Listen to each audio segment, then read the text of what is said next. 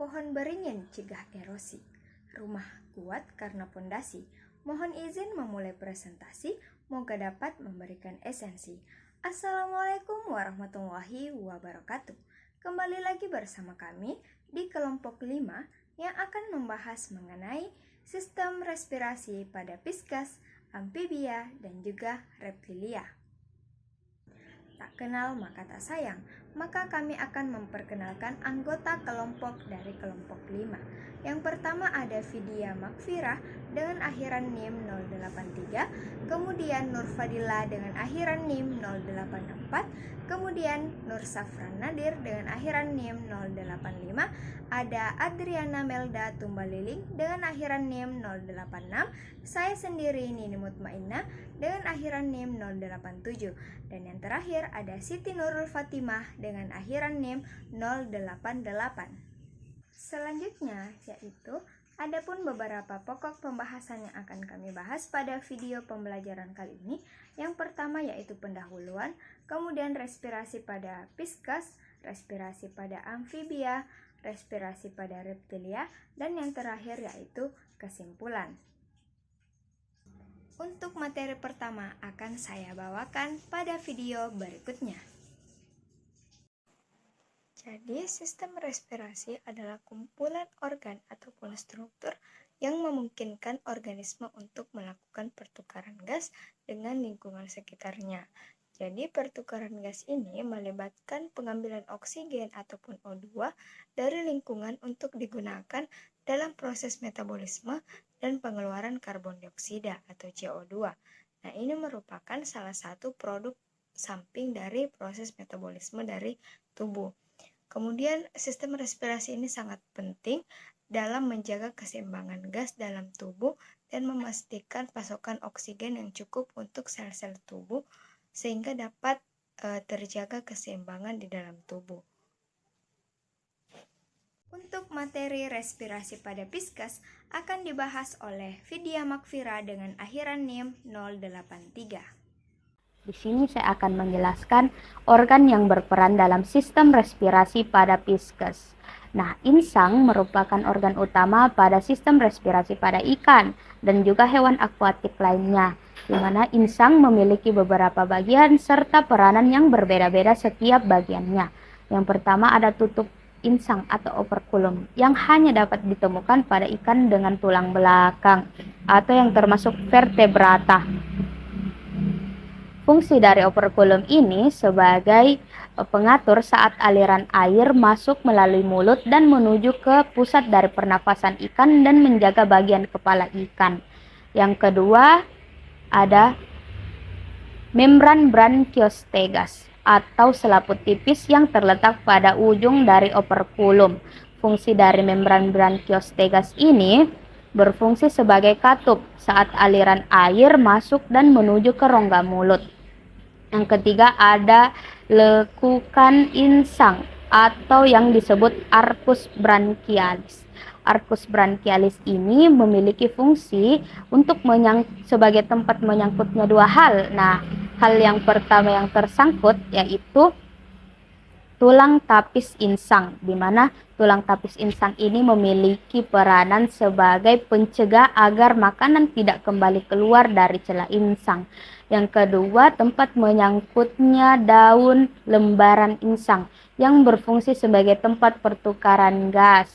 Selanjutnya, bagian lembaran filamen insang atau holobranchialis, di mana holobranchialis ini memiliki fungsi sebagai tempat peredaran darah atau sistem sirkulasi peredaran darah, maka dari itu ia berwarna merah.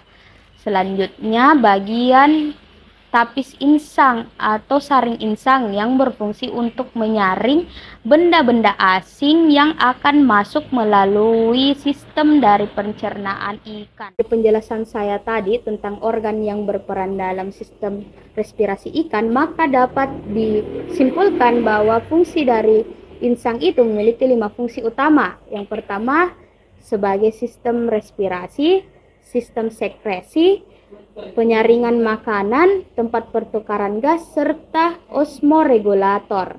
Nah, fun fact, Ada beberapa spesies ikan yang tidak hanya menjadikan insang sebagai alat utama dalam sistem respirasi mereka.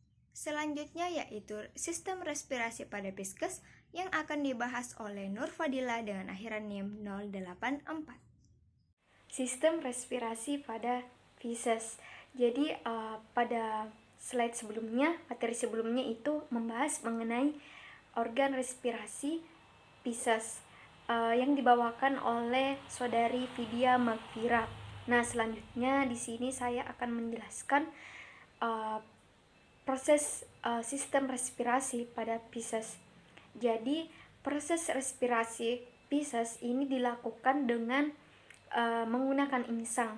Nah, insang ini berbentuk lembaran-lembaran tipis yang berwarna merah muda dan kondisinya itu selalu lembab.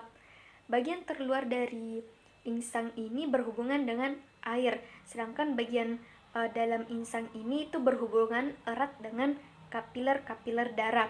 Nah, tiap lembaran insang ini terdiri dari sepasang filamen, dan tiap filamen ini mengandung banyak lapisan tipis atau yang disebut lamela.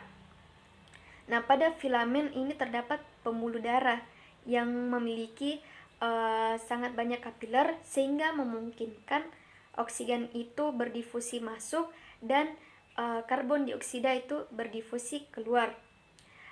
Pada fase inspirasi, oksigen dari air itu akan masuk ke dalam insang, kemudian oksigen itu diikat oleh kapiler darah untuk kemudian dibawa ke jaringan yang membutuhkan. Nah, sebaliknya pada fase ekspirasi, karbon dioksida yang dibawa oleh darah dari jaringan itu akan bermuara ke insang, dan dari insang itu akan diekskresikan atau dikeluarkan oleh tubuh pada ikan. Selanjutnya yaitu respirasi pada amfibia yang akan dibahas oleh Siti Nurul Fatimah dengan akhiran NIM 088. Baik, saya akan menjelaskan organ respirasi pada amfibi, di mana telah kita ketahui bahwa amfibi ini memiliki beberapa organ pernapasan yang berbeda pada setiap tahap hidupnya dan lingkungan di mana tempat mereka hidup. Pertama itu adalah insang, di mana pada beberapa spesies amfibi pada fase berudu mereka menggunakan insang untuk bernapas.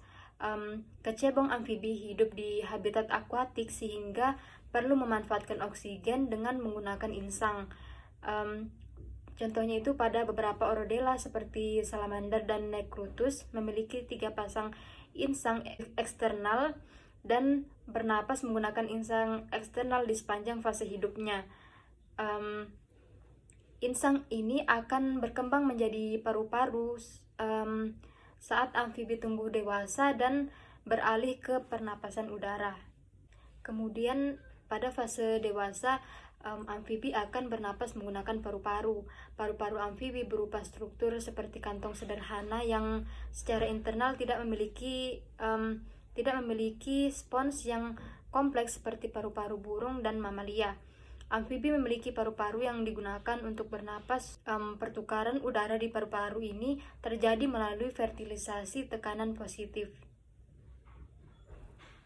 Organ selanjutnya adalah kulit, di mana amfibi bernapas menggunakan kulit sepanjang waktu di habitat manapun. Kulit amfibi sangat tipis dan banyak mengandung kelenjar mukosa sehingga selalu basah dan lembab. Organ pernapasan pada amfibi berikutnya adalah kulit, di mana amfibi bernapas menggunakan kulit sepanjang waktu di habitat manapun. Kulit amfibi sangat tipis dan banyak mengandung kelenjar mukosa sehingga selalu basah dan lembab, serta banyak mengandung kapiler darah yang merupakan lanjutan dari arteri catunea. Hal ini memungkinkan amfibi untuk bernapas menggunakan permukaan kulitnya. Pertukaran gas yang terjadi antara oksigen atmosfer dan karbon dioksida dari dalam darah. Terdapat beberapa amfibi yang tidak memiliki paru-paru dan hanya memiliki kulit. Nah, organ berikutnya adalah membran bukopharyngeal yang berfungsi sebagai permukaan pernapasan pada berbagai jenis amfibi dan reptil. Pada jenis pernapasan ini, selaput di mulut bersifat permeabel. Pada jenis pernapasan ini, selaput di mulut dan tenggorokan bersifat permeabel terhadap oksigen dan karbon dioksida. Pada beberapa spesies yang tetap terendam air dalam waktu lama, pertukaran gas melalui jalur ini bisa menjadi signifikan. Respirasi melalui rongga bucopharyngeal menyediakan presentasi kecil pertukaran gas pada salamander pletodontit tanpa paru-paru. Sistem respirasi pada amfibia akan dibahas oleh Adriana Melda Tumbaliling dengan akhiran NIM 086. Selanjutnya yaitu sistem respirasi amfibi. Nah, pada berudu terdapat insang eksternal dan juga insang internal. Katak dewasa bernapas dengan paru-paru yang berupa kantung-kantung yang pada dindingnya terdapat banyak ruang.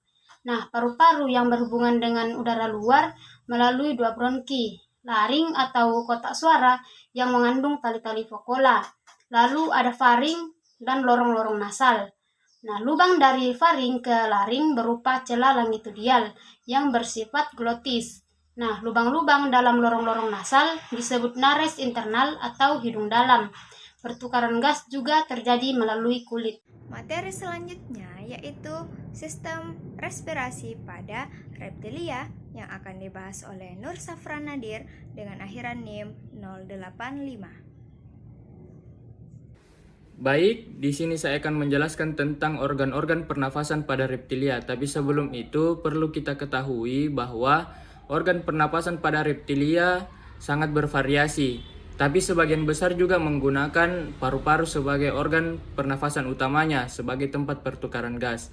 Kemudian ada yang dikatakan sebagai trakea. Trakea ini penghubung antara paru-paru dan tenggorokan, sehingga udara yang masuk dan keluar dapat leluasa.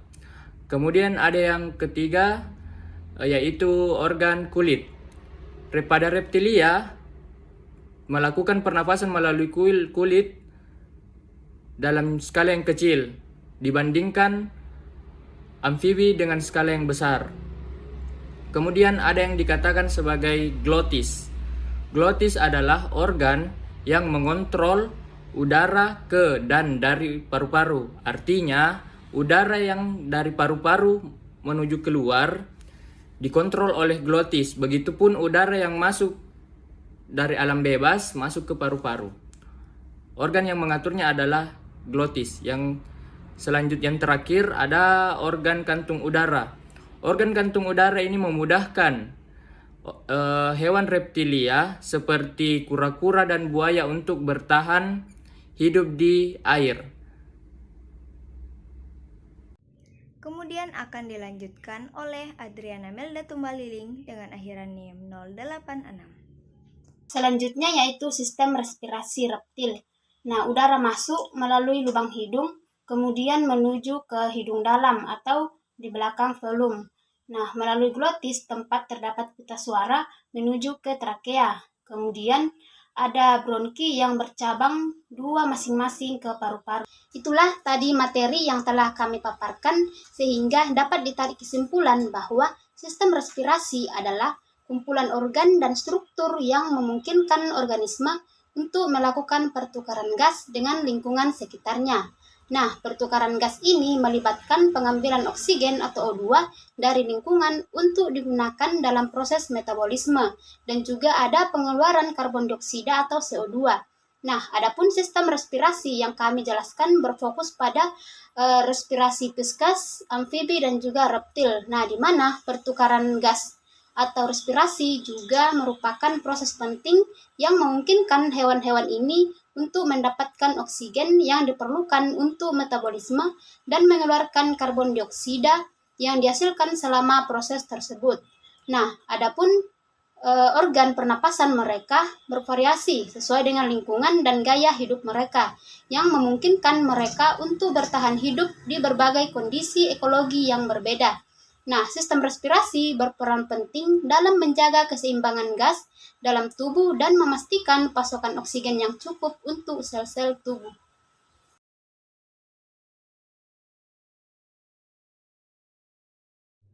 Sebagai kesimpulan bahwasanya sistem respirasi merupakan kumpulan organ dan struktur yang memungkinkan suatu organisme untuk melakukan pertukaran gas dengan lingkungan sekitarnya. Harapan kami semoga teman-teman bisa menyaksikan video ini dan memahami materi yang kami bawakan. Terima kasih telah menyaksikan video kami. Sekian dan terima kasih. Wassalamualaikum warahmatullahi wabarakatuh.